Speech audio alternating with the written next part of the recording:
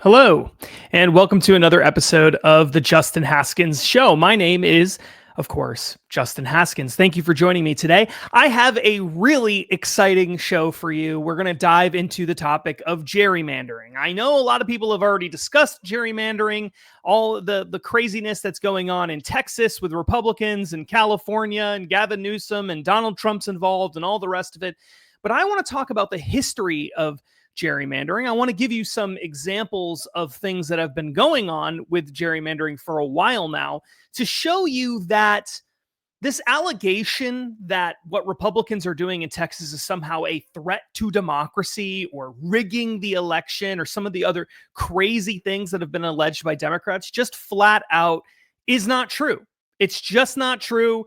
And then the fact of the matter is this: when you actually look at the history, as you're going to see later in this episode, gerrymandering has been part of the American story from the very beginning, and it used to be a lot worse than it is now. A lot worse, like crazy, crazy bad. And I'm going to give you some examples of that from history using a left-wing organization, by the way. So really excited about this episode of the show. But before we get started in all of that, I just want to have a quick call to action. Please take a moment to like this video, subscribe to this channel, subscribe to the channel, leave a review if you're listening to the podcast version on Apple or someplace else, and leave a comment. All of these things are going to help more people see it. It's going to help more people get into touch with me, get in touch with the show.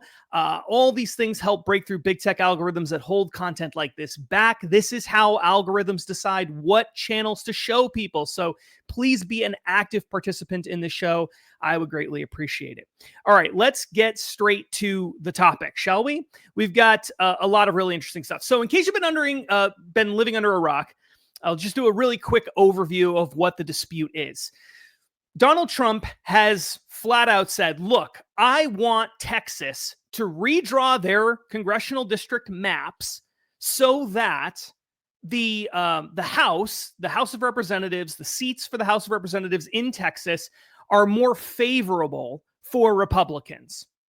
And California has come out and said, well, if you're going to do this, led by Gavin Newsome, who's running for president, by the way, Gavin Newsome comes out, governor of California, says, look, if you're going to try to rig the election and steal the election, and you're going to do this crazy thing that's a threat to democracy, which is how Gavin Newsome and Democrats across the country have been painting this whole story, well, then we're going to rig the system in California as well. We have been using this quote unquote independent commission, which is really garbage in my opinion. And so we're going to ditch that and we're just going to redraw the maps and we're going to make it rigged in our favor. That's going to offset the rigging that the Republicans are doing in Texas. And then other Republican states have now started to come out and say, well, I don't know, maybe we'll adjust our maps too. And things appear to be just going completely off the rails.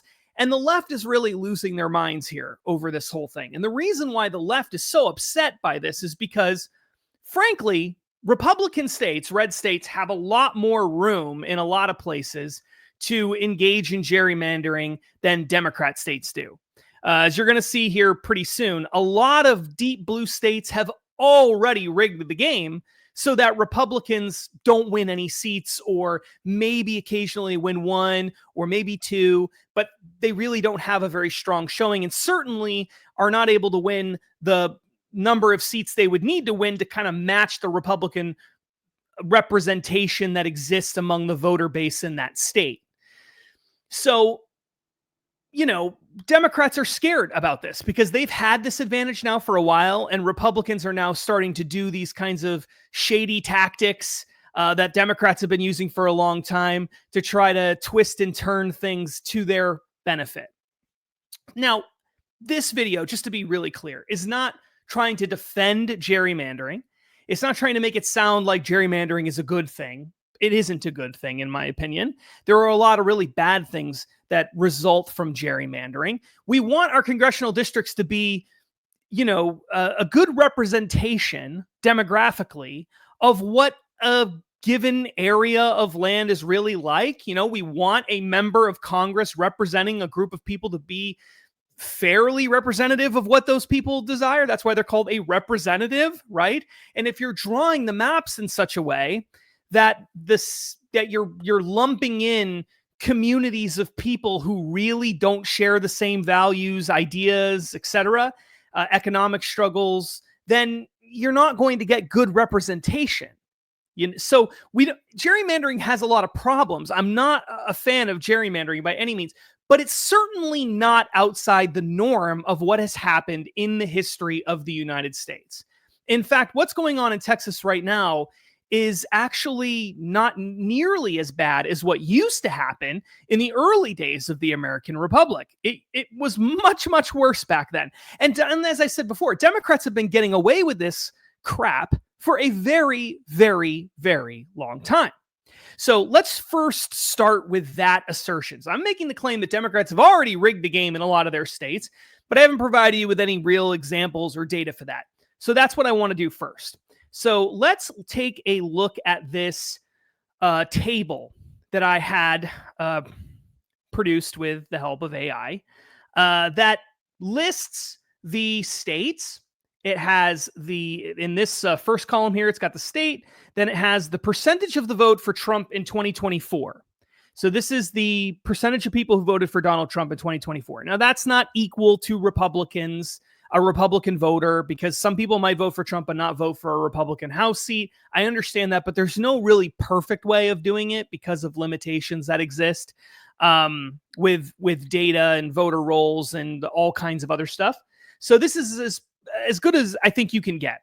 You have the number of U.S. House districts total in the state in the next column. And then in the third column here, we have GOP U.S. House members elected in 2024. So this is the number of House, this is the number of Republicans elected for the congressional seats. So just take a look at Connecticut as the first state on the list. Almost 42% of the voters in Connecticut voted for Donald Trump in 2024. They have 5 House seats in total and 0 are Republican. Now think about that. If you didn't have gerrymandering going on, shouldn't there at least be 1 or maybe even 2? But certainly there shouldn't be any, right? 42% of the voters in Connecticut are voting for Donald Trump, but there's not a single House Republican. Delaware, that's not a fair thing to criticize them for. They only have 1 House district. Hawaii is another one. 37.5% of the voters in Hawaii. Again, maybe that's not fair. They only have 2 House districts, so that makes things a little bit more complicated. Maine, almost half of the voters in Maine voted for Donald Trump, but there are no Republican representatives in Maine. In Massachusetts, there's 9 congressional seats. Over a third of the voters, 36%, voted for Donald Trump. Shouldn't that mean that roughly 1/3, that would be 3 House seats, should be Republican? Apparently not. It's 0. Let's go to New Hampshire. Almost half. They have 2 seats. Again, 0. New Mexico, they have 3 congressional seats. Almost half the voters voted for Donald Trump. 0 GOP seats. Rhode Island, 2. Same thing. Although that one, again, 42% is a little bit lower. So, maybe not the same thing. The list goes on and on and on. Maryland is another example. 34% vote for Republican, only 1 seat out of 8. Nevada, only 1 seat out of 4, even though it actually voted in favor of Donald Trump. Shouldn't they have another congressional seat there? Oregon is another good example. 41%. They have 6 seats in the House and only 1 voted for a Republican. They should have at least 1 more seat, if not 2 more seats. Why do they only have 1? Because the maps were drawn very specifically to benefit Democrats in these states. Illinois, we're going to stop here to show you the Illinois congressional map because it is proof positive that Democrats have been rigging the system in Illinois for a while now. 43.5% of the voters in Illinois voted for Donald Trump. Now that's mind-blowing in and of itself. Most people think of Illinois as a deep, deep, deep, deep, deep blue state. But in actuality, a lot of people voted for Donald Trump in Illinois in 2024. 17 congressional House seats. It's one of the largest delegations in the House of Representatives, and yet only 3 were Republican, despite 43.5% of the voters voted for Donald Trump. Now, if this was going to be closer to 43%, this 3 number, we should see it around 7 seats. So just in Illinois alone, Republicans should have 4 more House seats. And that, and the dispute in Texas right now going on is about 5 House seats. So just think about that. Nobody got mad at Illinois. No one's been bashing Illinois for the fact that they only have 3 Republicans out of 17 seats, and 43.5% of the voters are voting for Donald Trump. They should have 7 or maybe 8, but they only have 3. I mean, they should at least have 5 or 6, right? No, they have 3. And that's because the maps have been gerrymandered. They've been gerrymandered. So I'm going to show you exactly how gerrymandered the maps are in Illinois. Now, I used to live in Illinois.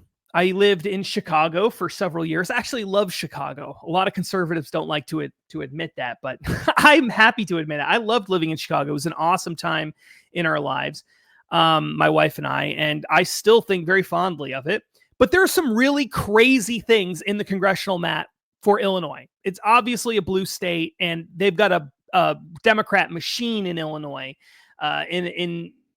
in a way that a lot of other states don't have. I mean, it really is a machine that does everything possible to protect the Democrat Party. And I'm going to show this. For those of you who might be familiar with the city of Chicago, you'll understand just how crazy this is. I'm going to try to make it clearer for people who are not from Chicago, aren't familiar with it. But if you are from Chicago, this will probably be even crazier for you to look at. All right, so let's take a look at this map. This is a map of congressional districts. It doesn't have a House congressional district. It doesn't have numbers associated with them here on this part of the map, but I really like this map because it allows you to zoom in. Now, what you'll see is, and I know it's a little bit tough here, but just try to take a look at the map, the congressional districts here.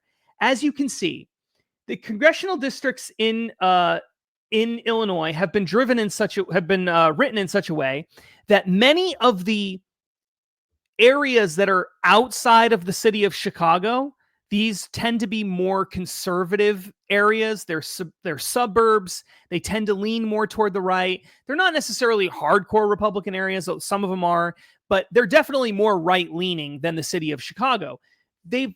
What Democrats in Illinois did was they drew the congressional districts in many places so that the suburban areas would have a slice that goes into the city of Chicago, where voters tend to be very blue. That way you dilute the more Republican areas outside the city of Chicago. So you can see this, for example, right here, this little congressional district. If you're watching the YouTube version of the show, you can see it. It goes into the city of Chicago, and then it goes out. It nearly intersects with 2 other congressional districts, and then it continues to go out in this really narrow path all the way up through here, through Arlington Heights, through Buffalo Grove, up into Lake Zurich, and it's still going on over here, near Algonquin. Now, this is not close to the city of Chicago at all. And the people out here are not the same kind of voters as downtown Chicago or close to downtown Chicago. And yet that's where this congressional district ends up going. The same thing happens with numerous other congressional districts in the city of Chicago. Here you have one that's in the south side. If you follow this map, this district out, it goes from the south side of Chicago all the way down through these suburbs out into this gigantic area here in central Illinois. We are very far away. I mean, this is probably hours away from the city of Chicago. And yet they're sharing a congressional district with people who are on the south side of Chicago, which is a very liberal place in terms of voting. If you zoom in on the map, sorry, I know I'm going all over the place with the map. It's kind of hard to control. If you zoom in on the map, you'll see here just how crazy all of this is. So I want to give you a specific example from an area that I used to go to all the time to show you just how nuts this thing has become. Okay, now this line right here is a congressional district divider. All right, now what you see here is, just take a look at this. If you zoom in, you'll see this is, let's see, where's division? You can see here, you have this street that runs from the lake this way. And before you even get I don't know, you're like 2 blocks, I don't know, 5 blocks in, something like that. You hit another congressional district. Then you're driving on the same street. We're talking about like a 2-minute drive, 3-minute drive with traffic, something like that. You're driving down the street, you're driving through another congressional district, and then you're on this line here hugging a congressional district. If you get off of this main road onto any of these side streets, you're now into another congressional district. You come out onto this part of the street, and suddenly on this tiny little part of the road here, you're in a different congressional district. Oh, sorry, you're not in a different one. You're just no longer on the border, I guess. Depends on what side of the street you're living on here. But if you live right here, you're in one congressional district. If you live right here, you're in another congressional district. And then the line stops hugging this street and continues moving forward down this same area. And then suddenly it stops here and it juts upward. So that if you live on this side of this main road, you are in one congressional district. And on this side, you are on another congressional district. So literally, if you're listening to the podcast version of the show, what we're seeing here is that when you zoom into the city of Chicago, you're looking at areas that are neighborhoods. We're talking about one neighborhood into another neighborhood.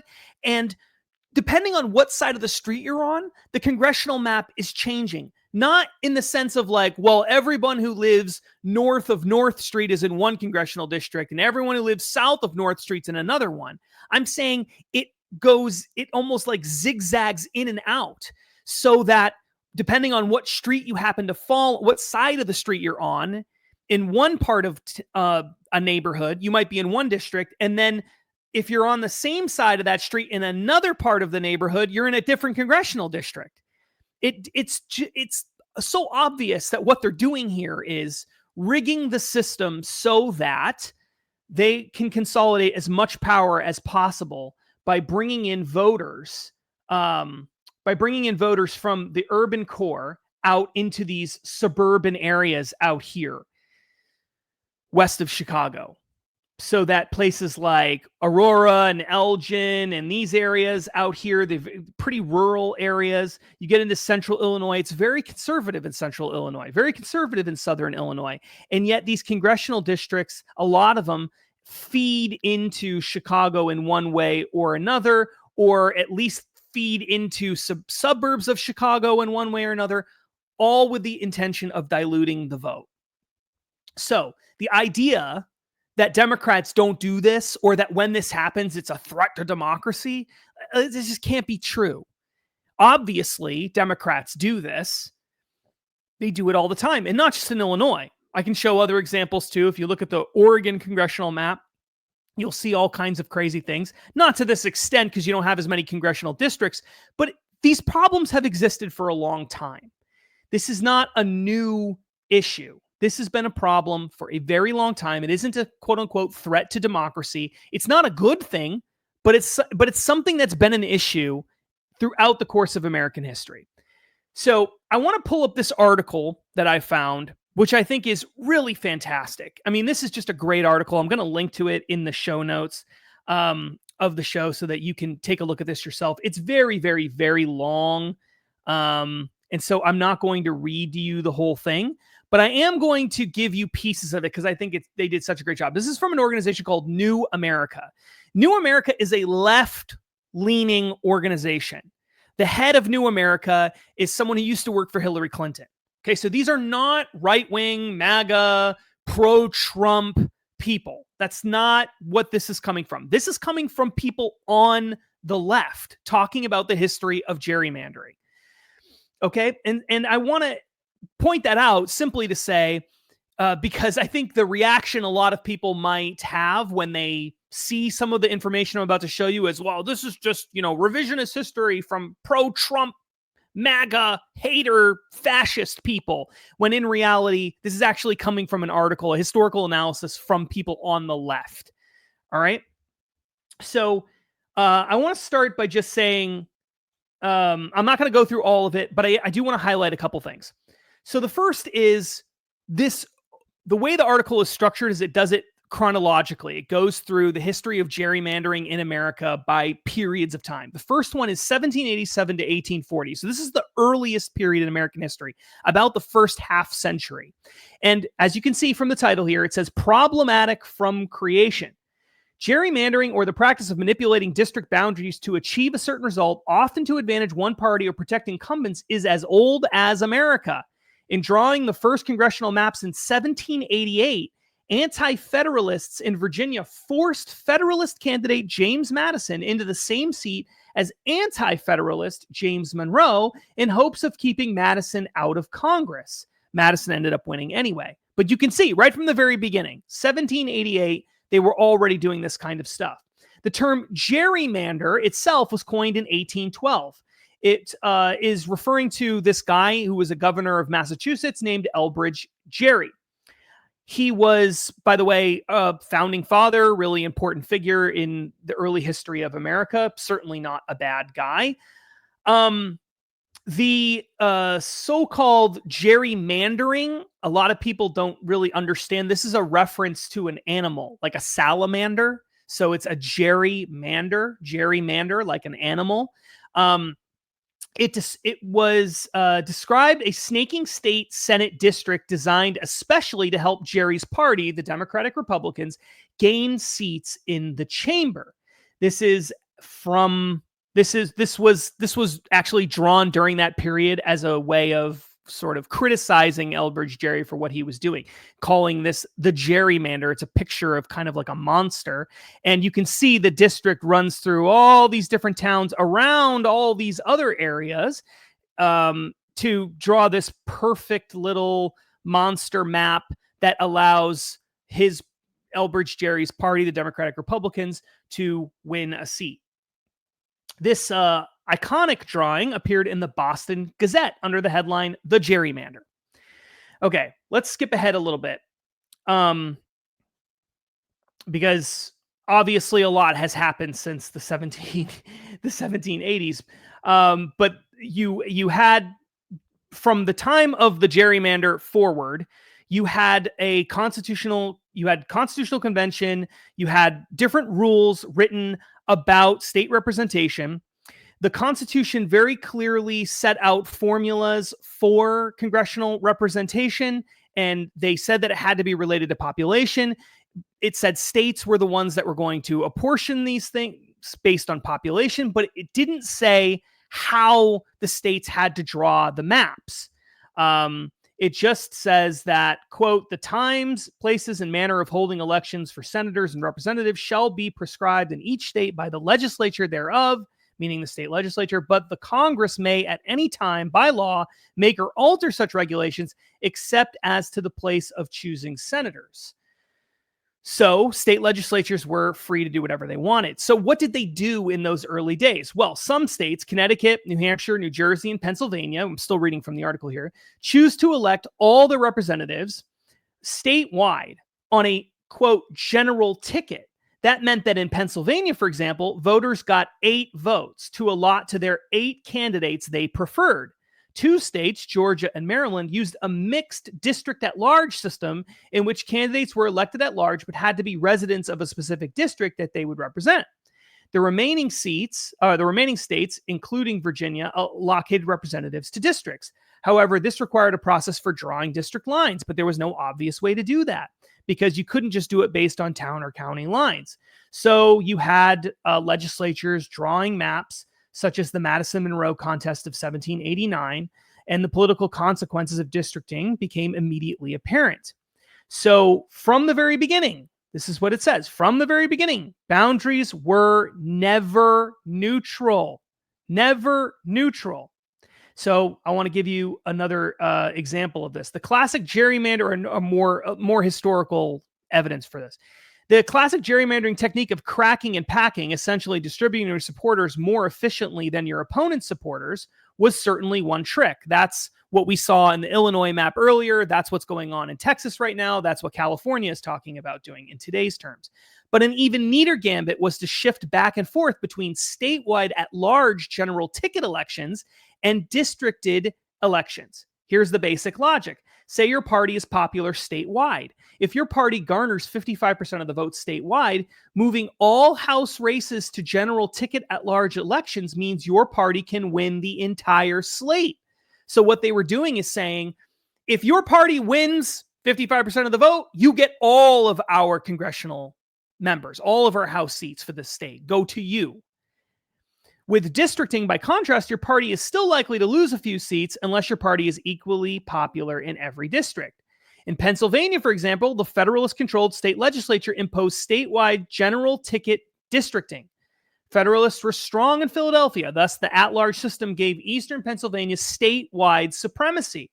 Western Pennsylvania fought back, and the state switched to districts for the 1790 elections. Federalists switched back to the statewide elections in 1792. Then the state settled back on districts in 1794. This kind of back and forth was common in the early years of the Republic, as the original two parties jockeyed for supremacy. Okay, so we can see already in the first 50 years of American history, in fact, in the first 10 to 20 years of the constitutional system that we had here in America, you had states doing all kinds of crazy games, worse than what we're seeing right now with California and Texas. Okay? Far worse. So then we get to the next period, 1842 to 1896. Again, I'm not going to read through this whole article, I promise, but this stuff is just so crazy. You're going to want to see this.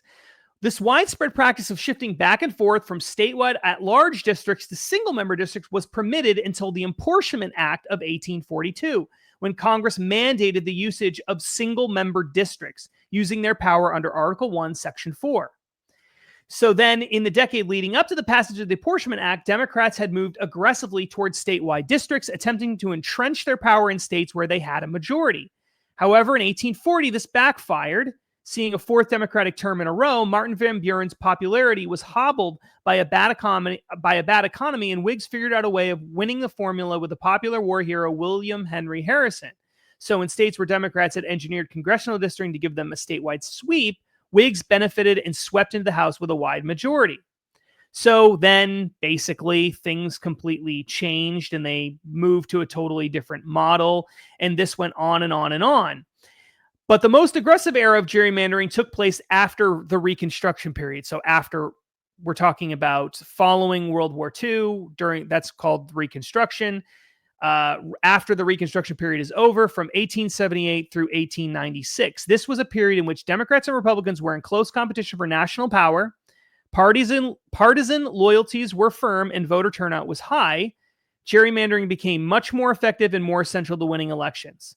More effective because with voting loyalties largely fixed, it was easier for map makers to draw districts to maximize their side's representation. In many ways, this late 19th century era resembles today's politics. Closely fought national elections, intense partisan loyalties, and aggressive constitutional hardball tactics. So, but there were differences because the Supreme Court hadn't issued a bunch of rulings that limited what could be done. There were many more states where the two parties, where you had a two-party competitive system.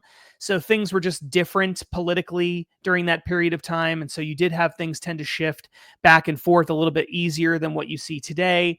And the federal government was still very small. So there was a lot more autonomy with states and cities and things like that. And so, national politics wasn't as important back in those days. But the point is simply this, okay? And we're not going to go into the next set of periods, but the point is simply this.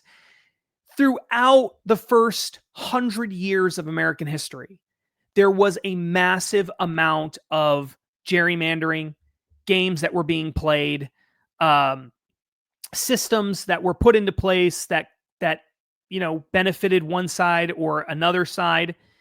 This had been going on for a very long time. And so what we're seeing today, I mean, it's not good. I'm not saying this is a good thing that we're seeing today, but is this like the worst thing that has ever happened? I don't think so. I mean, I just don't think that that's the case. I think that what we're seeing today is not good. There are ways we can fix it. I'll get to that in a moment.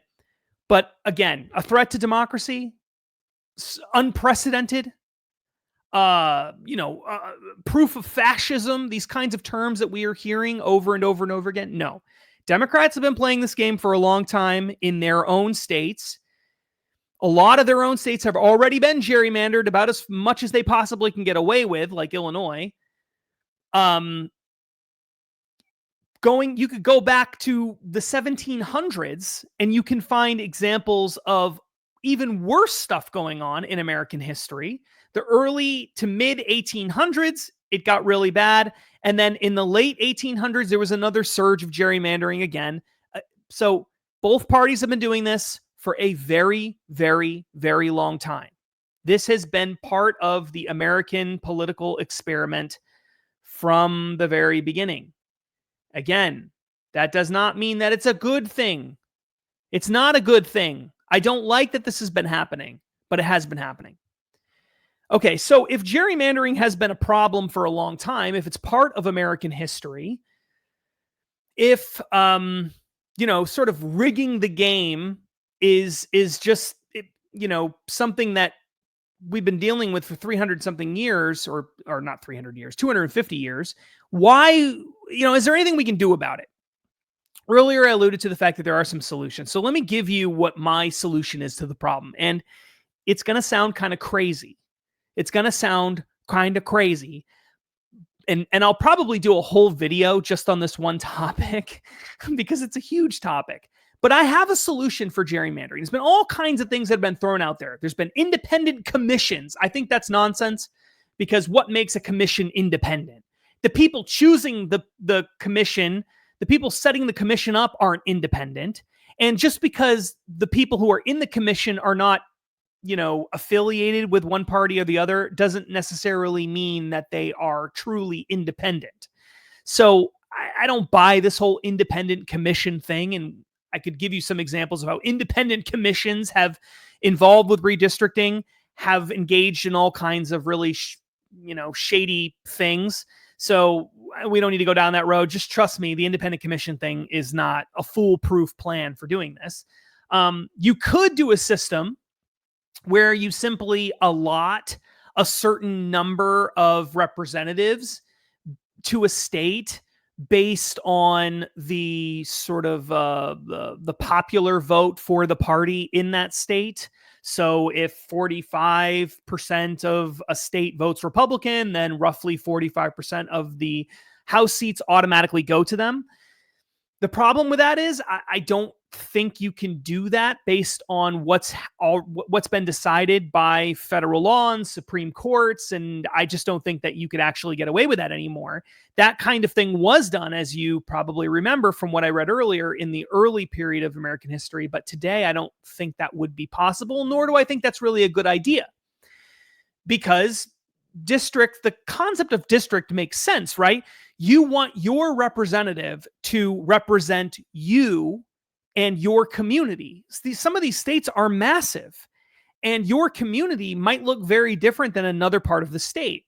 If you just had this system where, 40% of the seats have to be Republican and 60% are Democrat, and you live in a place where the party politics are all concentrated in one area, then most of the politicians are probably going to come from that one area, whether they're Republicans or Democrats, right?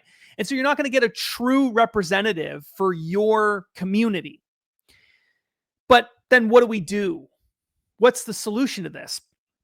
I think the answer is it's going to sound crazy, but it's really simple and it makes a lot of sense. And I want you to stop and just take some time, maybe even pause the video and think about it before passing judgment on it. My solution to the problem is that the size of congressional districts is really the issue.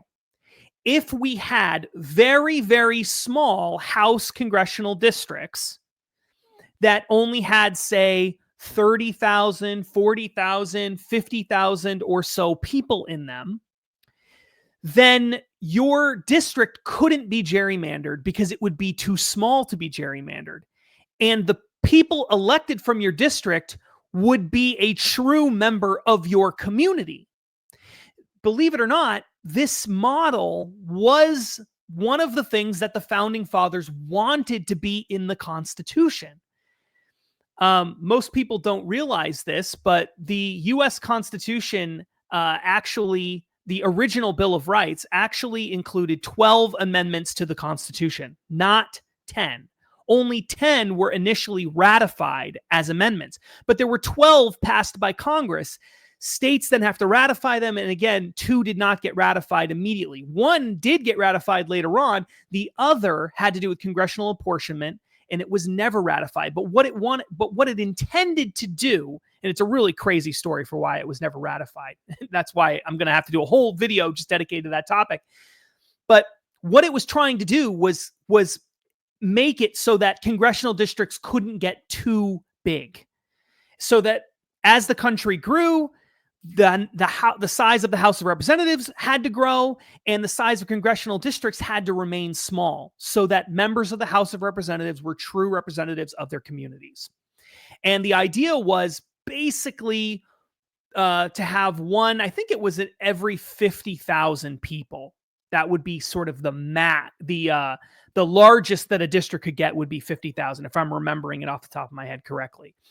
So if we were to apply that model to today's politics, and we had congressional districts of 30, 40, 50,000 people, then running for Congress would sort of be like running for mayor of a medium-sized, or of a, let's say, a small city, or a medium-sized large town, depending on where you live.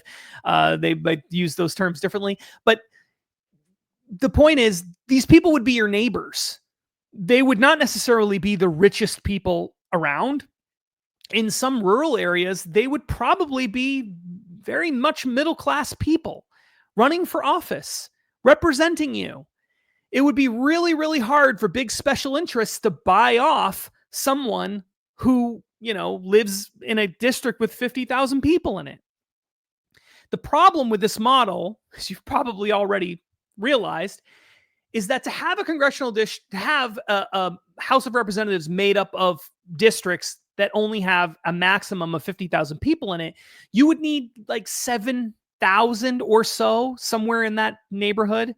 I don't have the math right in front of me, but around 7,000 members of the House of Representatives. Right now, there's 435. And so you might be thinking, oh my gosh, 7,000 members of Congress, how would that even work? How would that even work? Well, I don't think it would be that hard, actually. We have lots of modern technology that would make it easy to have big representative bodies. You could just build gigantic chambers. Where, you could have 7,000 people meet. You could do it that way if you didn't want to do things using, virtual. When I say virtual technology, I don't mean that people have to be doing this from a distance, but you could have like smaller rooms composed of, say, 400 people, and you've got several different chambers with 400 or 500 people in them, and then all together you have Congress. There's lots of different ways that you could do it: in person, remote, using modern technology. It really wouldn't be that hard, but even if you didn't have it, it is doable. Some states actually have massive legislatures relative to the size of their population. New Hampshire, for example, has something like 400. I want to say it's over 400 representatives in their, what's the equivalent of their House of Representatives, their lower house in their state legislature. And the state has less than 2 million people in it. So if the state of New Hampshire can figure out a way to have 400 legislators for a state that has less than 2 million people, then a country with 330 million people can figure out a way to have a legislative body with 7,000 members in it. The benefits far outweigh the problems logistically. And I think a lot of people, their initial reaction to it, especially on the right, is, oh, I don't want more politicians. The idea that we have more politicians, that's really bad. I don't want to think about what it would be like to have 7,000 politicians running around. And I understand why intuitively that might feel really bad. Like, oh God, I don't want more politicians. But the truth is, the more politicians you have, the more the power is diluted amongst the politicians that exist. The easier it is for regular people to run for office, the less money you have to run for office, the harder it is to buy people off, the more representative the districts are. I really do believe that this is a solution, not just to gerrymandering, but to a lot of problems that exist in Congress today. It's not perfect, of course. There is no such thing as a perfect way of running a democratic republic, because democratic republics are made up of people and voters who are people, and people are flawed. So naturally, their legislative representative bodies are going to be flawed. But the point is simply this: the current system we have now does not work. It is radically corrupt, and gerrymandering is just one small part of the corruption.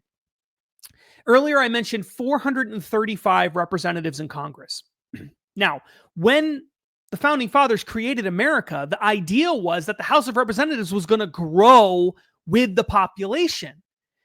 But about 100 years ago, members of Congress figured out, you know what? If we just pass a law that caps the number of members of the House of Representatives to where we're at right now, then we all get to have more power. And as the country grows, members of the House will be more powerful, increasingly more powerful. And that is exactly what they did.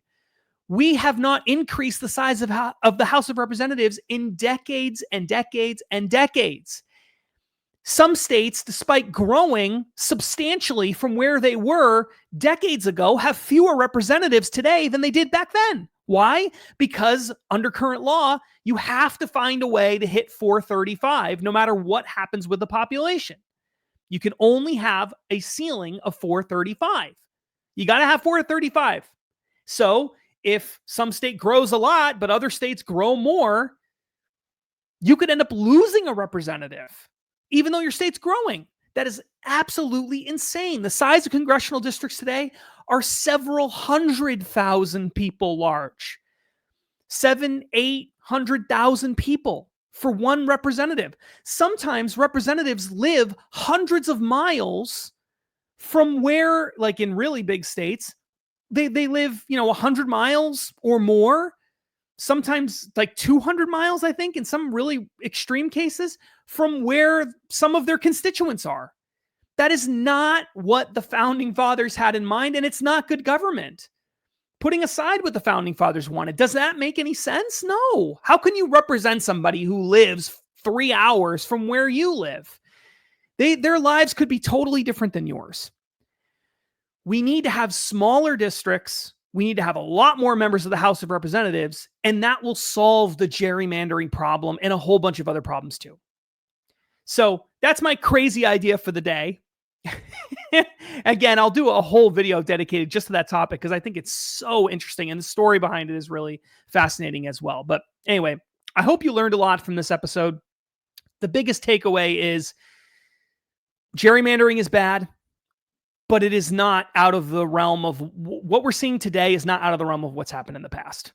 And don't let anybody try to fool you or convince you or make you feel bad for thinking that, gerrymandering is, unfortunate, but sort of a necessary consequence of our system.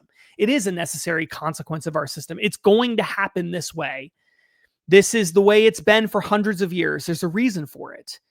Now, there are solutions that will make the problem better, but even if you had really small districts, you could still gerrymander them. It just wouldn't be as effective as it is today. That's all. So we're never really going to figure out a way to avoid gerrymandering, especially not with districts that have to have 800,000 people in them or something crazy like that. 7, 8, 900,000 people. But anyway, threat to democracy? No, absolutely not. This is part of American history, and it will continue to be so until we see some much more radical changes and maybe even a new constitutional amendment. All right, that's it for today's show. As I said earlier in the show, please like the video, leave a comment, subscribe to the channel. All these things are going to help break through those big tech algorithms. Also, I'm going to post that article from New Republic. Is that what it's called? New America. I'm going to post that article by New America in the show notes. Feel free to share that with other people. It's really, really interesting. I wouldn't normally recommend like a far left-wing resource to share with people, but I think it's a really interesting article. I think if you have a friend or a family member who's saying, this is crazy, this has never happened before, it's unprecedented, attack on democracy, they're watching too much MSNBC or CNN or something like that, or listening to too many Elizabeth Warren speeches. God, kill me if you, But if that's the person in your life and you care about them and you want them to see the truth, send them that article and just say, look, this has been happening forever. And, I think it's really effective. So make sure you check that out in the show notes. A lot more interesting stuff in that article than what I read. All right. Until next time, my name is Justin Haskins. Thank you for watching and listening. I really do appreciate all the comments that you've been leaving, and I hope that you continue to do so. Thanks very much. Stay free.